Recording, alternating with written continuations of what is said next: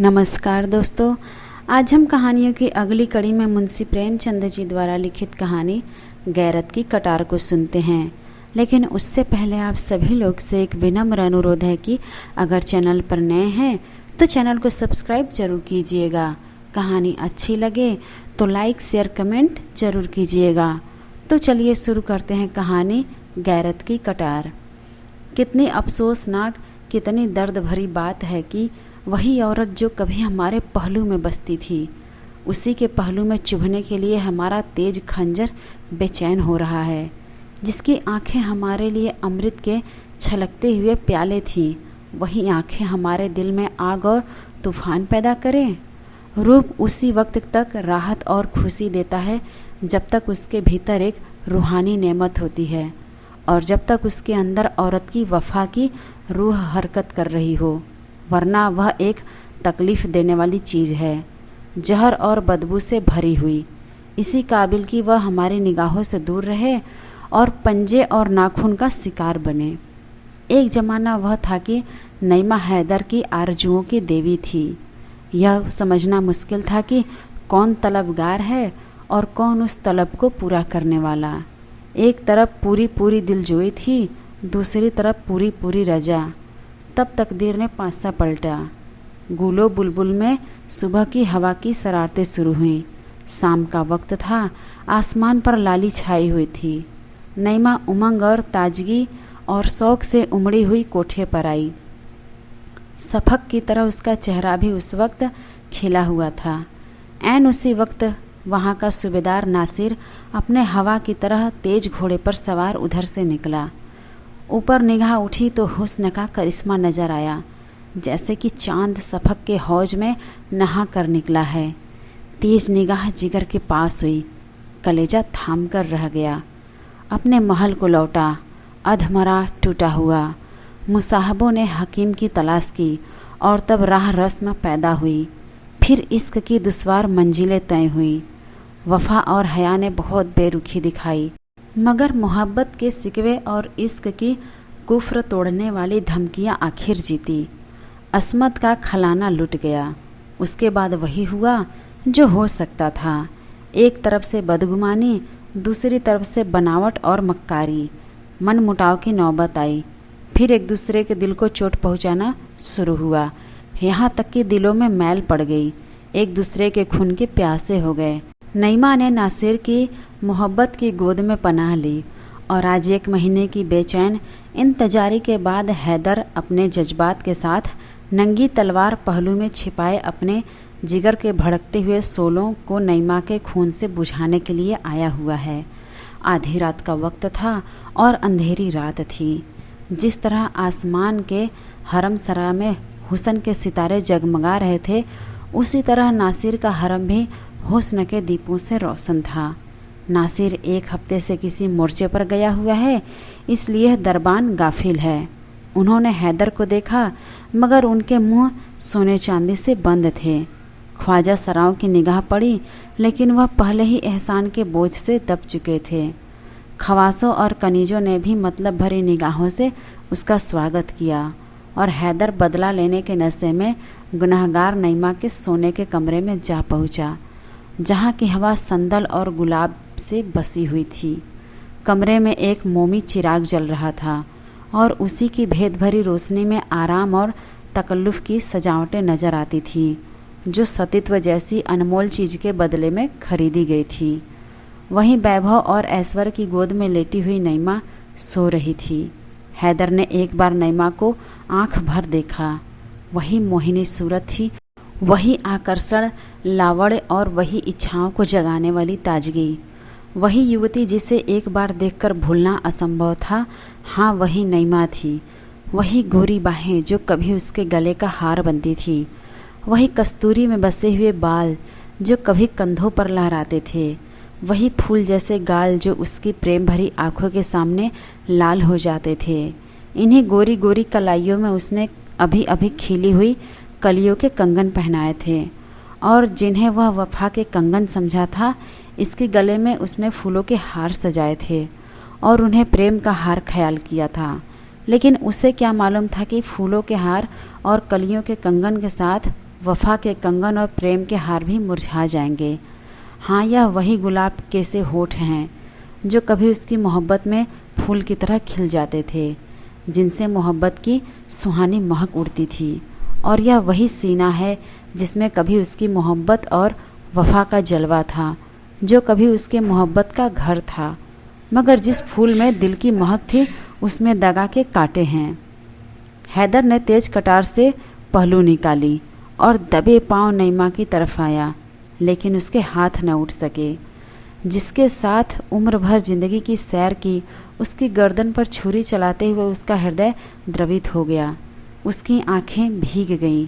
दिल में हसरत भरी यादगारों का एक तूफान सा। तकदीर की क्या खूबी है कि जिस प्रेम का आरंभ ऐसा खुशी से भरपूर हो, उसका अंत इतना पीड़ाजनक हो। उसके पैर थरथराने लगे, लेकिन स्वाभिमान ने ललकारा।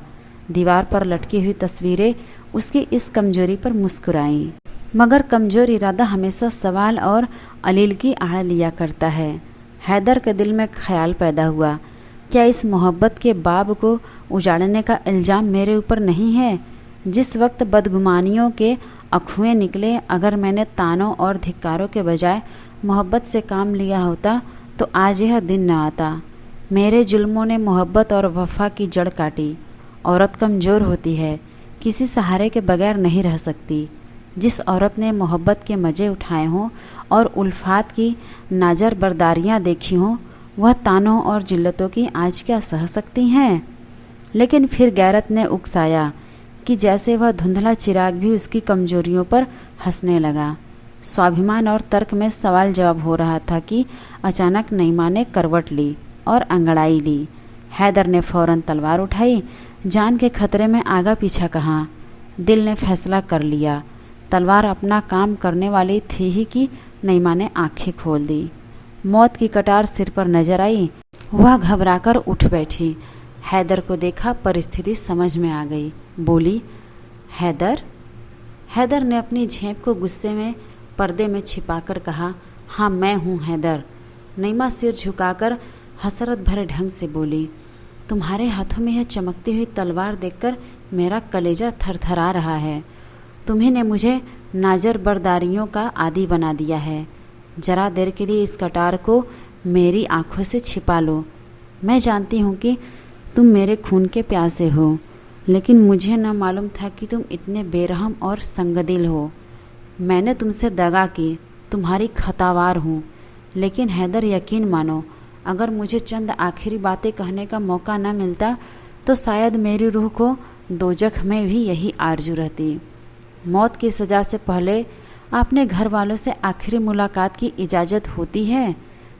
क्या तुम मेरे लिए इतनी रियायत के भी रवादार न थे? माना कि तुम अब मेरे लिए कोई नहीं हो, मगर किसी वक्त थे। और तुम चाहे अपने दिल में समझते हो कि मैं सब कुछ भूल गई हूँ, लेकिन मैं मोहब्बत को इतनी जल्दी भूल जाने वाली नहीं हूँ। अपने ही दिल से फैसला करो। तुम मेरी बेवफाइयाँ चाहे भूल जाओ, लेकिन मेरी मोहब्बत के दिल तोड़ने वाली यादगारें नहीं मिटा सकते।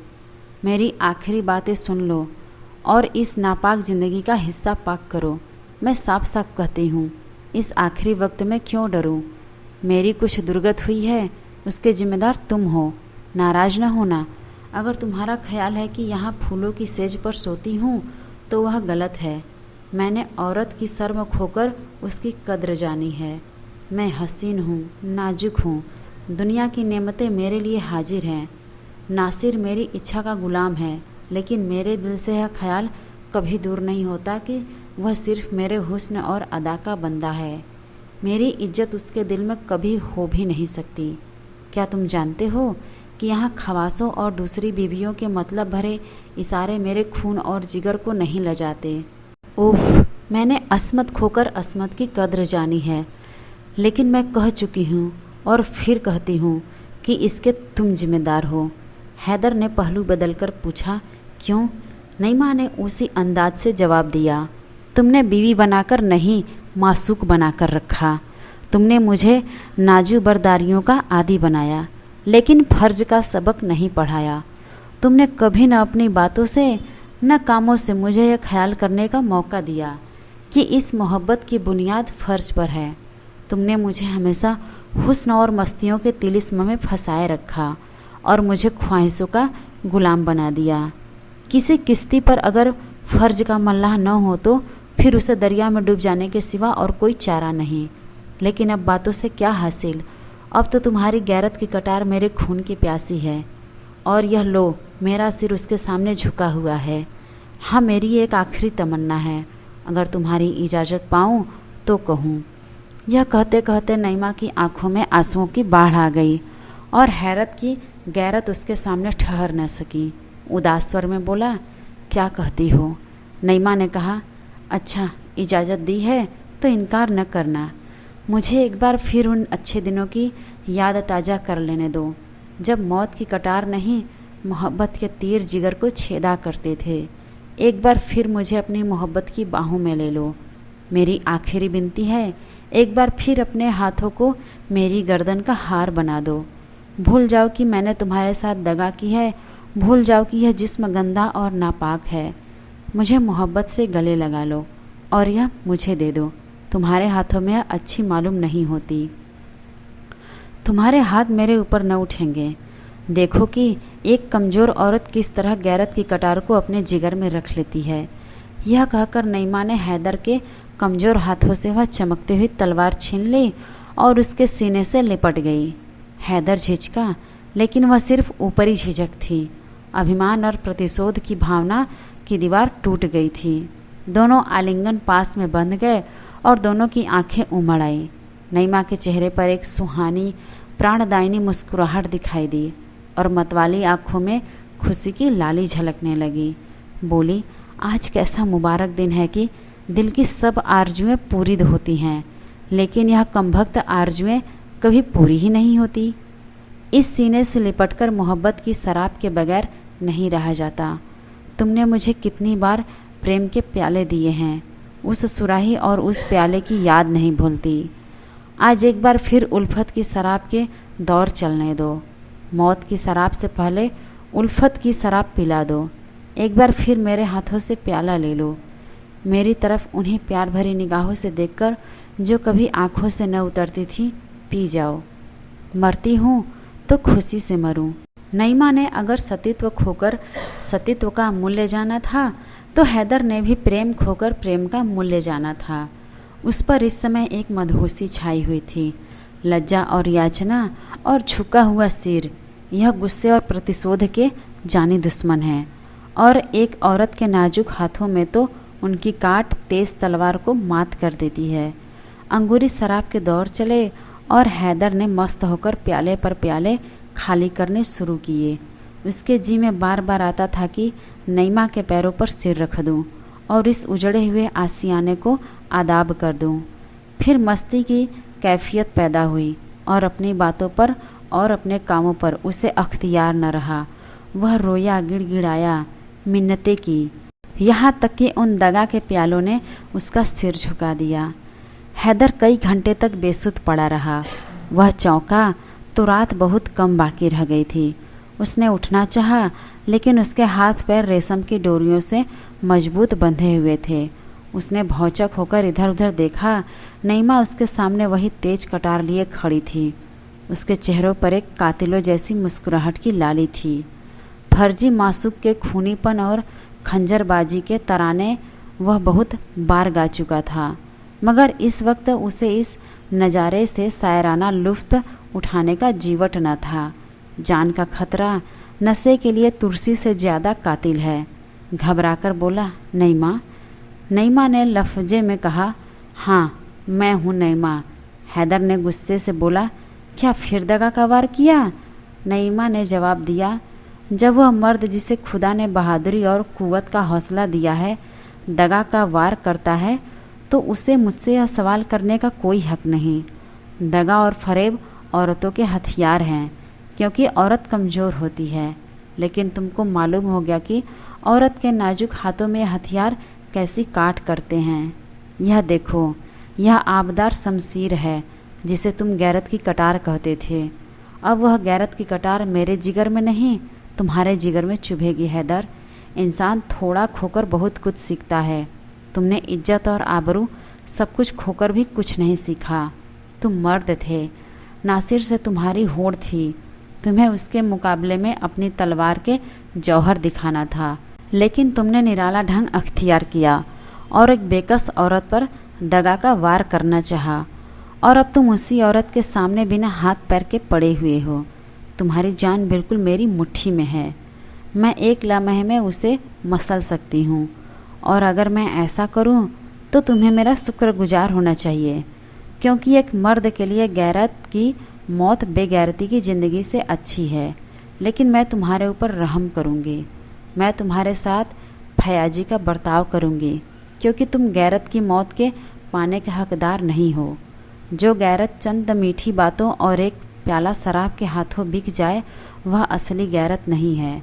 हैदर, तुम कितने बेवकूफ़ हो। क्या तुम इतना भी नहीं समझते कि जिस औरत ने अपनी असमत जैसी अनमोल चीज़ देकर एक ऐश और तकल्लुफ़ पाया, वह जिंदा रहकर इन नेमतों का सुख जुटना चाहती है। जब तुम सब कुछ खोकर ज़िंदगी से तंग नहीं हो, तो मैं कुछ पाकर क्यों मौत की ख्वाहिश करूं? अब रात बहुत कम रह गई है, यहाँ से जान लेकर भागो, वरना मेरी सिफारिश भी तुम्हें नासिर के गुस्से की आग से न बचा सकेगी। तुम्हारी यह गैरत की कटार मेरे कब्जे में रहेगी और तुम्हें याद दिलाती रहेगी कि तुमने इज्जत के साथ गैरत भी खो दी। तो आज की ये मुंशी प्रेमचंद जी द्वारा लिखित कहानी गैरत की कटार आपको कैसी लगी, कमेंट करके ज़रूर बताइएगा। और अगर चैनल पर नए हैं तो चैनल को सब्सक्राइब ज़रूर कीजिएगा और अपने दोस्तों को भी शेयर कीजिएगा।